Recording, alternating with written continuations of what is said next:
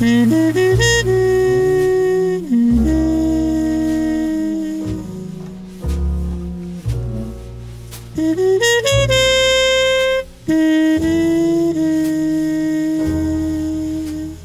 sat behind his desk, armed with nothing more than a telephone, some No. 2 pencils, and his trusted Underwood typewriter.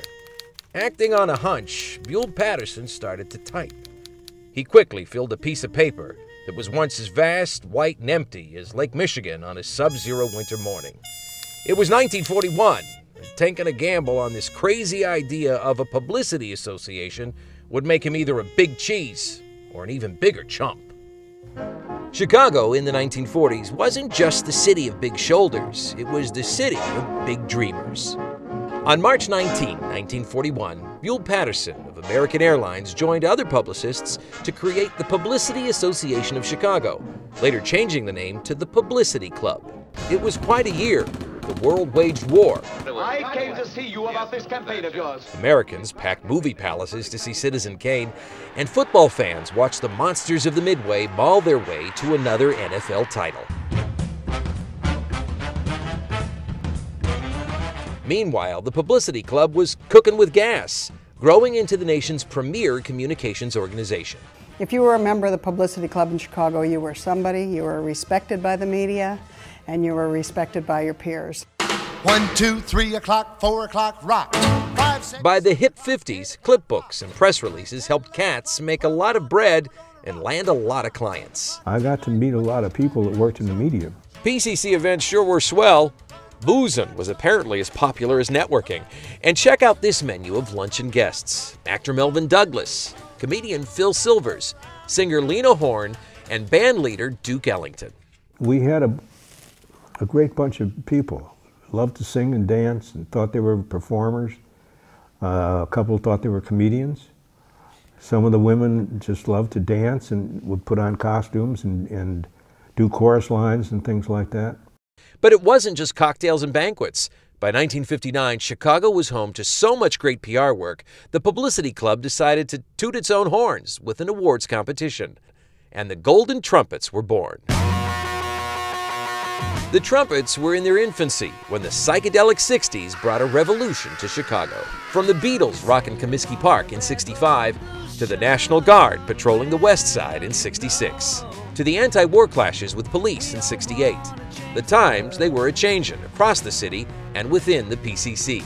The club elected its first female president, the legendary Betsy Ann Plank. And the speaker forums? It's a pageant. We need a theme, a song, some visuals. We need, it's a pageant. The luncheon guests were a blast. Comedian Jerry Lewis, writer Studs Terkel, Broadway star Carol Channing, activist Ralph Nader, and Cubs great Ernie Banks. The people were very engaging. The people were very friendly. I just remember going to the luncheons and thinking that the topics were interesting and trying to figure out, my place in the Chicago PR community. If you looked at the kind of people that would come to the club that spoke, I mean, everybody who's anybody really did belong to the Publicity Club of Chicago. The press kits of the 60s gave way to the press conferences of the 70s. Electric typewriters and VHS tapes became the new tools of the trade, and the Golden Trumpets became the industry's most awesome awards. If you have a Golden Trumpet, you have arrived in Chicago public relations. The Trumpet is like winning an Oscar. It's the Academy Award of Public Relations. And to earn that and to be someone that is in that group, that makes your work special and that makes you personally feel special. The Golden Trumpets are probably the premier public relations award. From the 80s, when the PCC hosted a rising star named Oprah Winfrey and savored the tasty tales of Basque restaurant critic Alan Kelson. Through the 90s and into the new millennium, PR pros have adapted to progress, big time. But even as we've replaced typewriters with computers and laptops, traded old desk phones for new cell phones, and learned how to post, text, and tweet, some things never changed. The one constant through all the years, Ray, has been trumpets. America has rolled by like an army of steamrollers. It's been erased like a blackboard, rebuilt and erased again. But trumpets. has marked the time. It's an award for doing something behind the scenes that you're not recognized publicly for. The only people that know what you do are the people that do what you do. And they recognize excellence, and that's why it's rewarded. And to win a golden trumpet still takes a golden touch. I think the primary secret to winning one of the awards is to first have a good, strong, effective, impactful, results-oriented program. Then you need to tell the story behind that program. Show me the research! It's the creativity. It's the taking a very simple or a complex issue and communicating it in a way that reaches the goal. You have to move the needle. And the really good trumpet entries do move the needle. Things happen, they make a difference. And that's the legacy of trumpets, they make a difference. I think that's important. That's why the Publicity Club of Chicago hopes to sound the trumpet for many decades to come.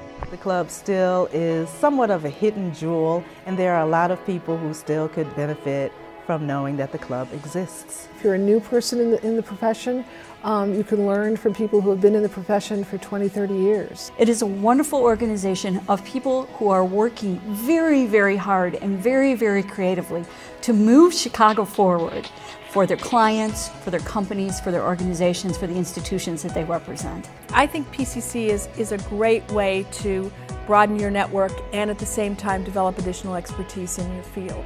It's a great place for young people to get involved, and young people are the future of our profession, and the PCC has to be strong. Tomorrow's PCC is really kind of coming today, and every day there are new pieces of the puzzle being added. We're also making some dynamic steps to move toward bringing in those younger public relations practitioners to make sure there's a good, strong generation to continue to carry the torch for us. I love the Publicity Club of Chicago.